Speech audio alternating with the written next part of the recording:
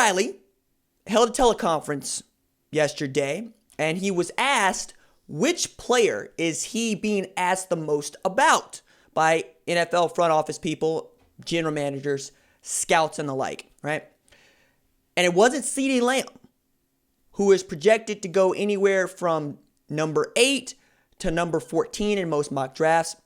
It wasn't Jalen Hurts, who has been getting all kinds of buzz as even a selection for the Dallas Cowboys, who apparently are going to be looking to get a quarterback to put into that Cooper Rush spot as third string dude that they can develop with if, when, how Dak departs in the next couple of years or even 3 years. And it wasn't Kenneth Murray Jr., who has the character that everybody wants to see. It also has the build and athleticism that would make him elite at either the Mike or inside line or will inside linebacker positions. Just need to shore up what he sees and teach him a little bit more about football. And it wasn't Neville Gallimore, who was also a projected fringe first-round draft pick and made the Twitters go, what? When he showed video of himself, all 6'2", 305 pounds, dunking a basketball from a crow hop.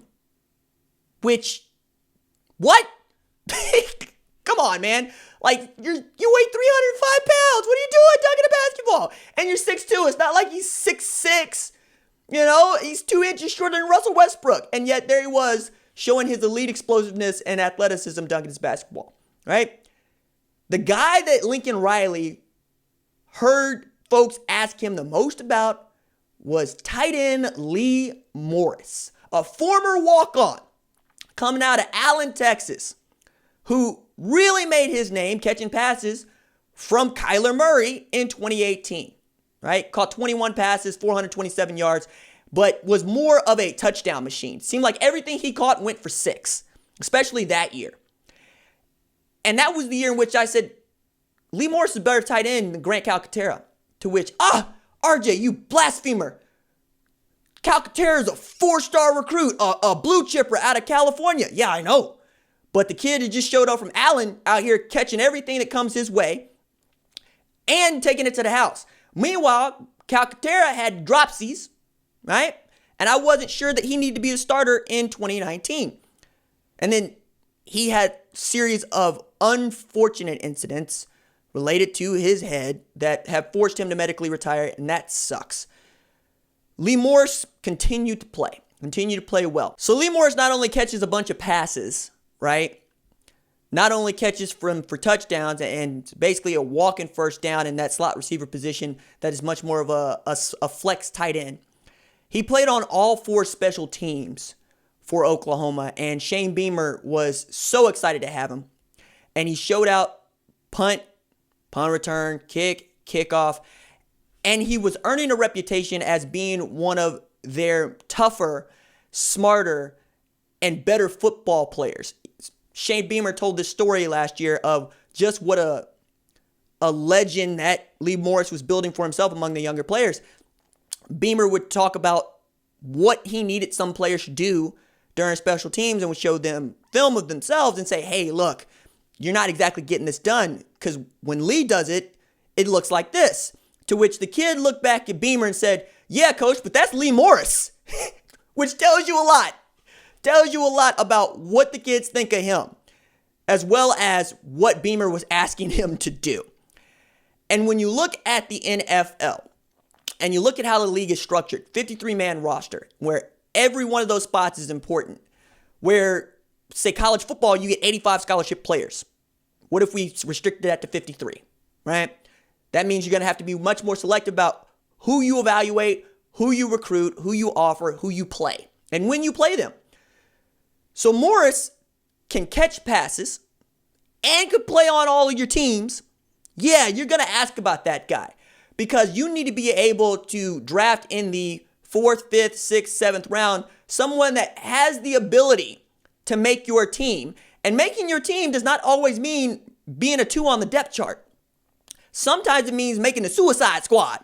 And there are plenty of guys that make careers out of playing special teams, and they're really good at it, right? Seems that Lee Morris has that ability to be really good on special teams, but also catch passes, because I'm looking at, say, Arizona, which is the in vogue place to throw a wide receiver right now, whether it be CeeDee Lamb or Lee Morris. If you can get a Lee Morris in the 4th, 5th round, and you know that you get to play him on teams, but you also know he has a rapport with your starting quarterback that goes all the way back to high school, yeah, you're probably going to take a hard look at Lee Morris and go, all right, who do we like on this board better than we like him? Because there's a lot of things that are lining up for us here.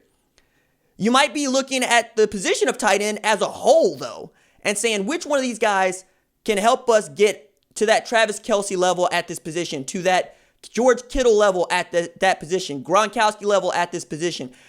And you're really going to talk about just a handful of other guys in that second tier? You know, Cameron Brate is there. O.J. Howard wants to be there, doesn't catch enough passes. Hayden Hurst is there, right? But so is Mark Andrews, and that's why they were able to move Hayden Hurst. You look around and you saw what Ben Watson was able to play for years being in that tier. Jeremy Shockey was in that first tier for some time, right? Kellen Winslow Jr. went and became crazy and stupid, but he was there for a bit. But then you start to run out of players. You know, Greg Olsen's still trying to play football, and I think in a NFL replete with great tight ends, probably not going to go sign Greg Olsen to be a Seattle Seahawk, right? You're probably going to try to go get somebody out of the draft. But when this draft is this thin, and we saw last year both Noah Fant and TJ Hawkinson get taken early, you can see that folks still want to have a tight end, and they really want to have an oversized wide receiver. They want the opportunity to have a matchup in the middle that they can win.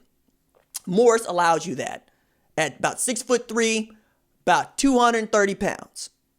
I'm excited to see what happens with his career, almost more so than some of the guys that get drafted in the first round, because they will either achieve what we all expect them to achieve, or we'll start to talk about them as being bust. And that's not, to me, as interesting a conversation. You know, like, I prefer to think of Reggie Bush in a USC uniform. I don't prefer to think of him in a New Orleans Saints uniform, right? I continue to look at Robert Griffin III, knowing what happened with him, and I would prefer to think about what he did at Baylor, particularly over OU's dead body. That's where they live for me, right? I get that there's some folks that live and breathe the NFL, but we know about these dudes long before then, and really some of their best football was played when they were still teenagers, because that league can overdevelop some. Travis Kelce, 2-star recruit. George Kittle, 3-star recruit. Russell Wilson, 2-star recruit. Ed Reed, 2-star recruit. And it can really stunt the growth of others. I mentioned Reggie Bush, right? Matt Leinart wasn't really that great at, the NFL level. I mean, we look at Ryan Leaf, wasn't really that great at the NFL level. Even Peyton Manning took some time, and that's after him taking T. Martin's job and taking his team. Look, I get why we're so excited about it, because it's hopeful and it gives us an idea of sports as being normal, right? At a time when we really, really crave some normalcy, not just in sports, but in life.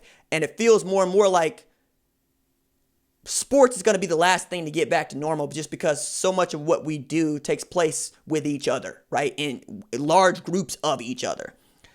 So I can get behind that. But I can really get behind where these guys get drafted in 3rd, 4th, 5th, 6th, 7th round. Because 1, those are the guys that make your football team go. 2, those are the guys that usually have had to show that they worked their butts off from jump. If they were good in high school, that was the last time that they were good, or the best player on the team in high school.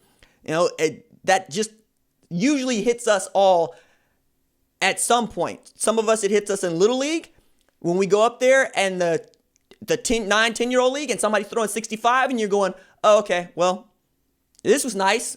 Glad I figured this out earlier rather than later. Some of us, it's watching Felix Jones put his foot in your chest pad as he's running over your dead body in high school, and he's a year younger than you, and you're going, oh, snap.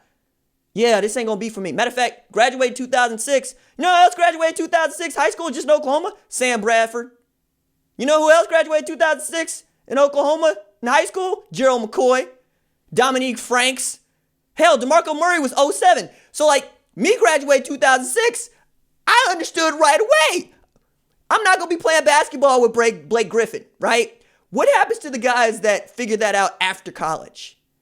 You figure out that you're good enough to be a good to great player on your college football team, Lee Morris. But you might just be another guy and just clawing your way into the NFL once you leave there. I mean, this happened to Blake Bell, who got a Super Bowl ring to show for it because he was able to just last and make it work.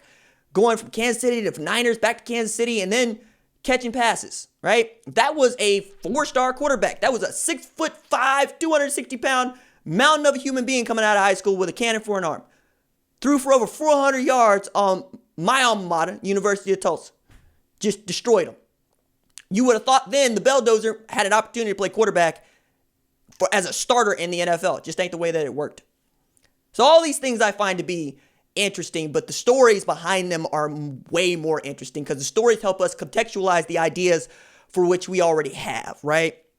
We have an idea about Tua Tagovailoa, but if you don't know the story of surgically repairing high ankle sprains on both ankles, blowing out his hip so much so that he had to relearn how to walk, and even then, before that, coming off the bench in the second half of a national championship game to go and win the doggone thing, you don't actually understand what people are drafting because you would look on paper and say, hey, look, 3 injuries in 2 years?